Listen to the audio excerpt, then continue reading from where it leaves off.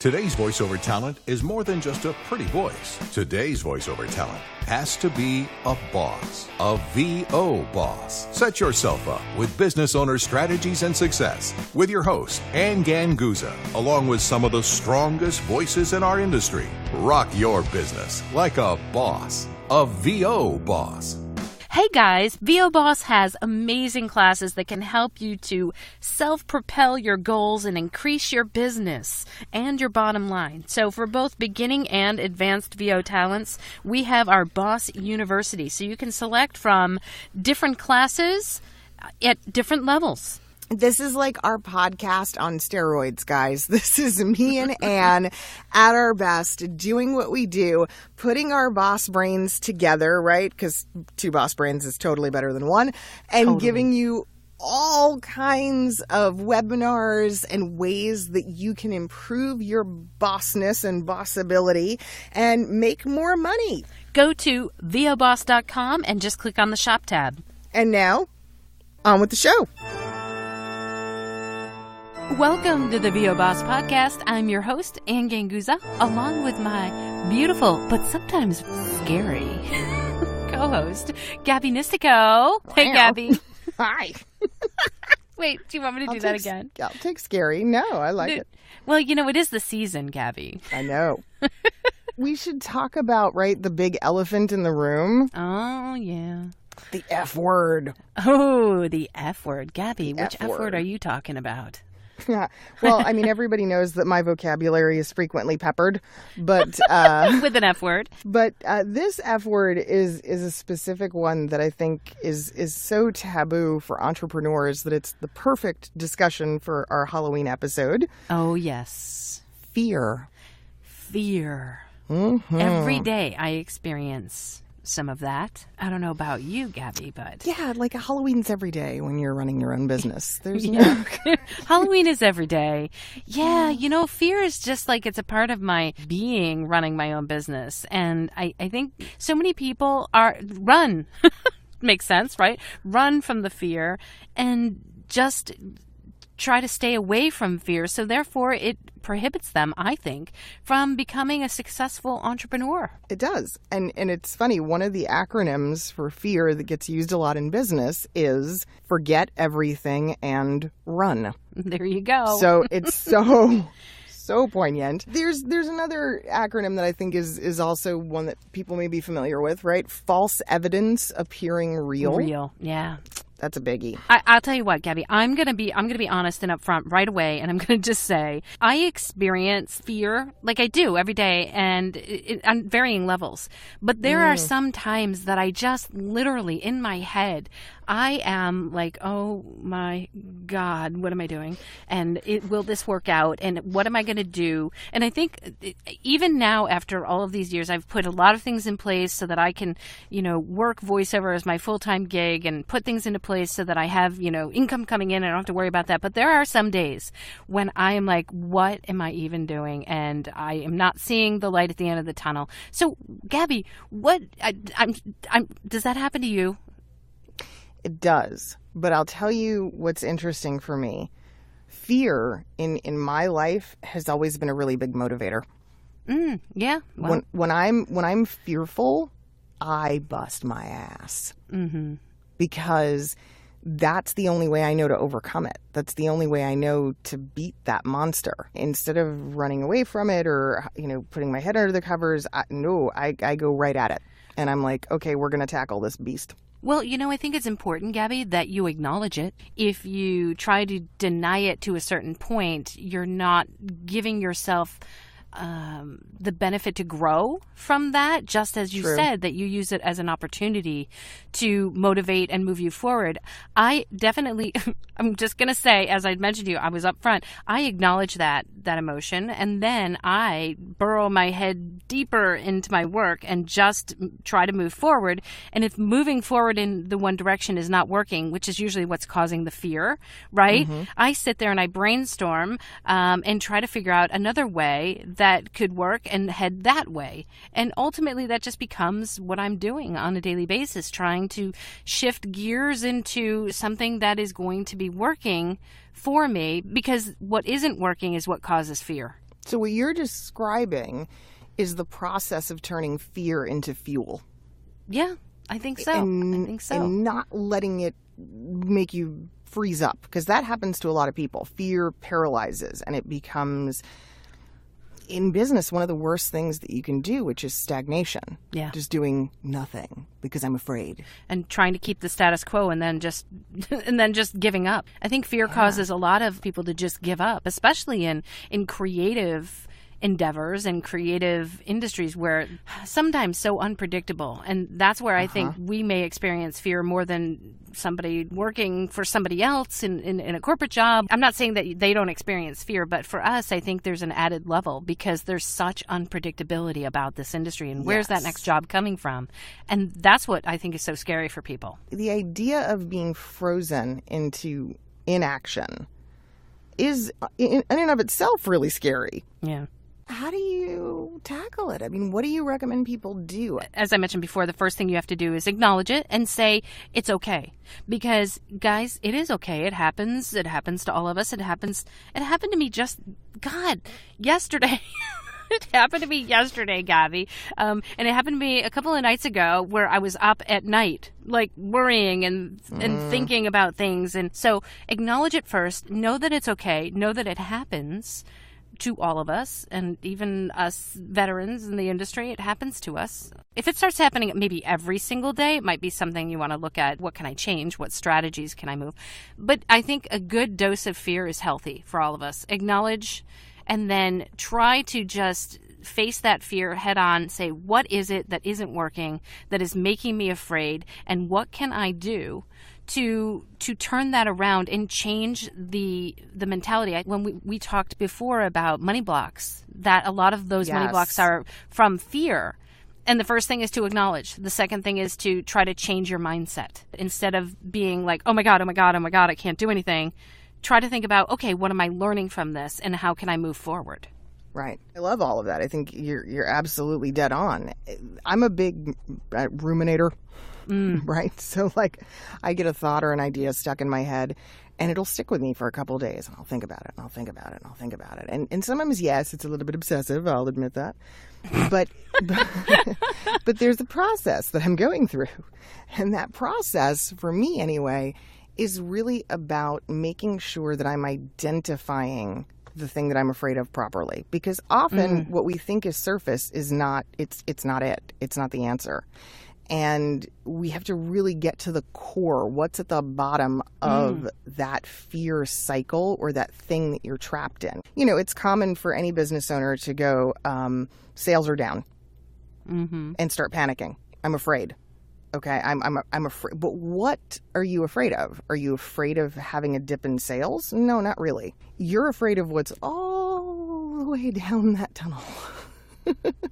You're afraid of what is possibly months, weeks, years down the road. That ultimate fear of failure, closing the doors, bankruptcy, not being able to pay the bills. And so many times when we start to really break it down, we go, well, is my fear rational or is it irrational? Where am I right now? What's the state of my bills? What's the state of my finances? Am I okay? Am I not okay? And sometimes when we start to kind of analyze, we can take some of the panic out of the fear and realize, okay, if I want to prevent bankruptcy, as big or huge a thing as that is, I have to start making adjustments now. Right. Rather than just be consumed by the fear. Yeah, exactly. And I think that's the time to, try to break it down so that you're taking the amount of time that you're being consumed by fear. And I like how you said you sit on it and you kind of think about it and you think about it. The way I run my business and the way I've always lived my life is I tend to do that too. I sit on things and I kind of wait for them to formulate a plan and a strategy. And I think a lot of it is I listen to my gut. And I think I've said that before of how I run my business. business, just about all of my decisions, and even if they're scary, I try to feel them out and sit on them, ruminate, and think logically. Number one, yes, because I'm a tech head, I try to logically figure out the answer. But if I can't figure out the answer quick enough, I will sit on it and ruminate and kind of just let my feeling about it take over. And if it feels okay and it feels good and it feels like that's the way, that just didn't sound right. If that's the way the business should progress, I'm going to put the word business in there. No, I think it sounds wonderful because I'm laughing at the fact that my process is totally the opposite. Oh, really? I get the emotional factor, the feelings factor is what takes over first. Then I get to logic. You go in logic first. I think it's really interesting. That is interesting. Logic first, and then I wait. But yeah, no, mine, it's like my initial feeling is chicken with a head cut off running around.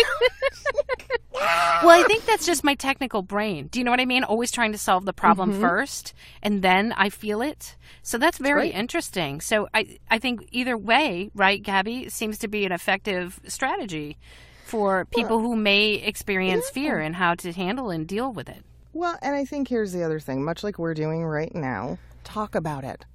Oh, yes, so important. Talk about it with other business owners, with other voice actors, with other entrepreneurs. You are going to find that, and we don't, right? We don't talk about this. We don't put this front and center because who wants to like walk into the room and go, "Hi, my name's Bob and I'm terrified." Yeah, I'm terrified and I've failed. You know, that kind of thing. And that's what I think everybody's afraid of. You're right, Gabby. Exactly. We are all afraid to fail. Every last one of us. Yep. Agreed. But my failure or my definition of failure is not the same as yours or this person or that person or anyone else. So you have to know, it's kind of like your own limitations in that and understanding. One person's failure is another person's success. I don't even like to call it failure. Like anything that doesn't quite work out the way you expect. I like to just think of it that way, and that we just switch directions. And okay, so that didn't work exactly the way I anticipated, so let's try something else. And that keeps me more positive rather than scared and immobile. In a weird way, you know, it is a little bit like Halloween, right? I mean, this is the time of year where we're intentionally scaring ourselves. Why? Because you know what? It gets the endorphins going. Right. It gets the blood running. Absolutely. There's kind of a cathartic thing there that comes from it. Well, fear's not going to kill you. It's a motivator. Fear is an emotion, right? Isn't it funny how emotions run so much of our lives? Like, first and foremost, I mean, it's an emotion. I know that, you know, in advertising, people buy with emotion rather than through facts and all the time, right? Rather than just the features. And it's really about the emotion that somebody feels when they encounter a product that makes them feel good or makes them feel a certain way. Yeah. And I think it works, though, too, with who we choose to do business with and the people we keep around us. People that lead with fear or have a lot of fear on them. It's not good. Well, I love how you said to open up and talk about it. I think that is the number one thing that you can do to start a healing process, should I say, if you want to heal yourself, and maybe not heal yourself, but if you want to start turning that fear around into something that's motivating, talk to other people, Gabby. I think that's the best advice that any of us could really take, is to talk to people, talk about it, because it becomes less scary. And we take the stigma away. Yep. And we take all of the hidden secret away, right? Because it's not. It is universal. It is common. Secret. Nobody likes that. I mean, we just get rid of that. And the funny thing is we're all looking at each other. I mean, right? Like, who's going to admit this, right? I will. I mean, we're all looking at each other in this industry and we're like, okay, so we're assessing, right? And I think a big fear is that other people are assessing you in a negative fashion or your business in a negative fashion. But I think assessment is not a bad thing all the time. When I look at other businesses and I assess how they're doing, I'm essentially learning from it. So instead of assessing in a fear-based negative way, I am trying to learn from businesses around me who are successful so that I can take that and apply it to my own. It's kind of funny. It's sort of what financial planners do, right? It's fear assessment and risk management, knowing your tolerance level and what works. And I think we just don't talk about it enough. If you went to the most fearless person you know and asked them about the last big leap that they took, they'd go, "I was terrified. I didn't know it was going to work." But I did it anyway. Turn that into like an endorphin that just gets you motivated. I love that. I love that. And just say F you to the F word. We don't need any of that. We don't need any of you in our business. You know, guys, we love to hear your feedback, by the way. Speaking of wanting to like talk to people and open up, go ahead, tell us, what are you afraid of? What fear did you overcome? How about that? If that makes it even easier. What fear did you overcome and how did you overcome it? We'd love to hear. We would. If you send us something really meaty and really juicy, we'll make you part of one of our featured Boss Fix episodes where we will actually tackle different problems that our listeners bring, different things needing solutions on the air. Yeah, I love it. The Boss Fix. The Boss Band-Aid. We're here to help. Guys, I'd like to give a big shout out to our big helper, IPDTL. If you want to know more about quality recordings, you can find out more at ipdtl.com. And exactly. And I mean, they are all treat, no trick, right? We love them. For more fun bossness throughout your life, all of our social medias, and of course, VOBoss.com is where you're going to find all the ways you can engage the two of us and use our products and services to better your own business. That would be nifty tricks and treats from the bosses. Haha. All right, guys, have a great week. And we'll talk to you next week. Bye. Bye. Join us next week for another edition of VOBoss with your hosts, Anne Ganguzza and Gabby Nistico. All rights reserved. Anne Ganguzza voice talent in association with 3 Moon Media. Redistribution with permission. Coast-to-coast connectivity via IPDTL. Gabby, I know that you and I both get a lot of questions about people that are interested in this blah. In this blah. Yeah, we got so into the topic, as I choke on my own, I don't know what. What about you? Well, sorry, furball. What about... Let's give this a shot, shall we? All right. Okay, I'm just going to launch right into it. Hopefully I won't up. I'm coming. Hang on. I'm fighting my way through the cats. I was waiting to hit the record button. Oh my God. So my little girl's she's all like got an incision and stuff. And I bought her the cutest little camouflage. It's called a suiticle. Oh God. And so what it does is, because I didn't want to keep the cone on her. I mean, the cone is horrible.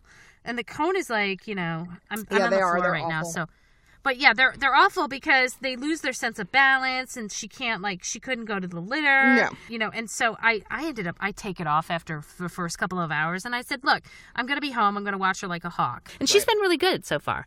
And yesterday was her last day on the meds, and so today she's actually playful and running around a little bit. Oh, good. The little suiticle that I bought is like a little t-shirt. You put it over her head, and it's got little armholes for her front feet, and then it kind of snaps like a little diaper in the back, so she can still go to the litter box. Well, oh my God, like it was camouflage. So she's like, I put it on her, and she could not move. Like she was completely still, and she hung her little head, and I felt like the worst mommy ever. And I was like, oh my God, I gotta get it off of her. Like it was so cute, but yet she was like terrified in it. Yeah. And they say that it calms them down, and I'm like, oh my God, that's because it makes them feel like they can't move. So I just took it off of her because I couldn't bear to watch her like that. She was all submissive and like it didn't takes move. Them a little while to get used to something like that. Oh my God. So, but I can't bear to watch that. You know what I mean? I'm like, oh my God, I'm the worst mother ever. So I spent $40 on that little suiticle. So that I could see it for 1 minute on her and then go, oh my God, I'm horrible. Welcome to the podcast. I'm Anne Ganguzza, along with my wonderful host, Gabby Nistico. Hey, Gabby. Hi. Today, we're going to talk about... What are we talking about today? Welcome, everybody, to the VOBoss podcast. I'm Anne Ganguzza, along with my lovely co-host... My co-host. My coho. Oh, I like that. My coho. I like coho. I will totally respond to coho. Oh my God, that is too funny. I think we're gonna have to do matching T-shirts, co-host or it's coho, gonna have to be host and coho. Coho. Welcome everybody to the VOBoss podcast. That's VOBoss business crap.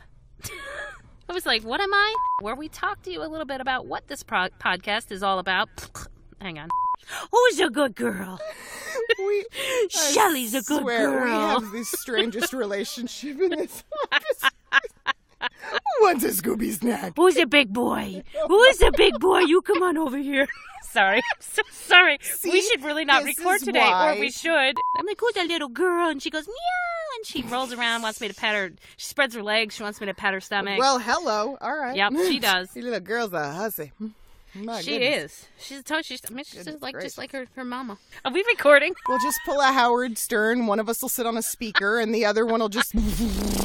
Yeah. Gabby, please hum. Please hum. Oh, dear Christ, we're going to hell. I know we are. That's it. Check. Heather, check, can you check. just talk 1, 2. for a little bit? Yes, sure. Okay. This is, Can hi. you turn your gain down just a scooch? A scooch. That's a real technical term. A It scooch. is. It's a scooch. It's a smidge or a scooch. Heather, a How's this? scooch, please. That, Is this God, you better? sound louder. yeah. Well, yeah, she does sound a little bit louder. Oh. Did I move closer to the mic, maybe? I think you you did. did. Yeah. Heather, back off, will ya? How's this? Is it better? Still sounds the same. You All still right, I'll- sound loud. Hold on, I found another button. Okay. More buttons. How's this? No. No. Okay. No. How's this? You're getting quieter. Oh, funny. Heather. She's on a shotgun. All right. Okay, how's this? Talk Same? more. Talk more, Heather. This is literally the funniest thing ever. All right. How's this one? Is this better? No. No.